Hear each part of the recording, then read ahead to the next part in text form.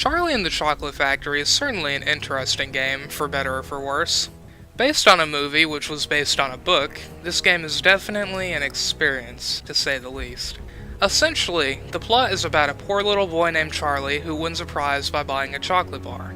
He gets to take a tour of Willy Wonka's factory along with 4 other kids. Charlie is humble and nice, so he doesn't cause any trouble, but the other kids are the exact opposite. One of them falls into a chocolate river, another eats an experimental piece of gum, the third falls into the garbage chute, and the final one gets caught in TV. Literally, he gets caught in the TV. It's weird. Regardless of that, I'm not going to grade the game based off of its story, as it's a tie-in game, so the story has to be the same as the original. However, what I will be grading it off of are the 3 Gs: gameplay, graphics, and glitches. I'm gonna go with graphics first, then glitches, then gameplay. Least to greatest in terms of how important they are. Simply put, this game is either beautiful, or the ugliest game ever created. There's no in between, and if you're not ready for some of these scenes, they can be legitimately scary. Also, the dude who gets put into the TV looks like Vegeta. Even when we're inside the factory, either everything looks too bright or too bland. None of it looks appealing. When your game is set in a candy factory and nothing looks appealing, you've made a mistake somewhere during the development process. The characters in general look ugly too, though I'm not sure if that's because of the game itself or because of hardware limitations.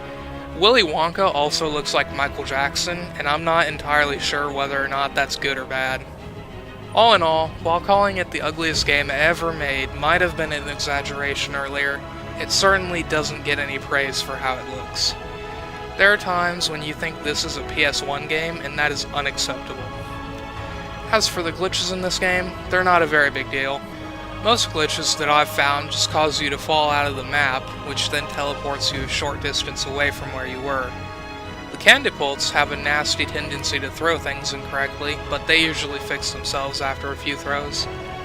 There were also a few times where my Oompa Loompa followers started walking in circles, but that was easily fixed by walking a few steps away from them. While the glitches in this game certainly aren't a problem, they definitely aren't doing the game any favors either. Now this is where things go from bad to worse. The gameplay in this game is a combination of all things bad in every genre it tries to be. The game tries to be a platformer, it tries to be a puzzle game, a collectathon, and it even tries to be Pikmin throughout most of the game. Would you care to guess how many of these the game succeeds at? Exactly 0. There was one level that I liked in this game, but it only lasted for a minute or 2 and then it was all downhill from there. The gameplay consists of bad platforming and ordering Oompa Loompas around. There's no point in time where the gameplay gets any better, in fact it gets quite a bit worse. You gain candy powers throughout the game that can be used for various things, though none of them are particularly memorable. Each time a power or new mechanic is introduced, it's used until it becomes even less fun than it already was. Every power seems a little bit fun when you first get it, but you use them so often right after you get them that they become boring after a few minutes, if that. I recall the Vine Ball ability to be the most tedious one, and possibly the most frustrating one as well. You're able to pick up the balls and roll them into objects. This leads you to have to bowl them into vents, and you don't have much control of the ball, especially on slopes. Speaking of control, that's where another bad aspect of this game comes in. The controls not only feel slippery, but there's also a small delay in them as well. After I stop moving, Charlie feels the need to take 2, sometimes even 3 extra steps before he is satisfied. Due to this, the platforming in this game is a lot harder than it has any need to be. The game is also essentially a long escort mission, with you having to take Oompa Loompas with you wherever you go. They're about as bad as one would expect based on what I've already said about this game. Though not the worst thing ever, these Oompa Loompas do tend to slow down the gameplay, which isn't good considering this is a slow game already. I think this game is the very definition of a mixed bag. While some sections are decent enough to pass for playable, and even fewer are enjoyable, most of the game is an awful garbage pile.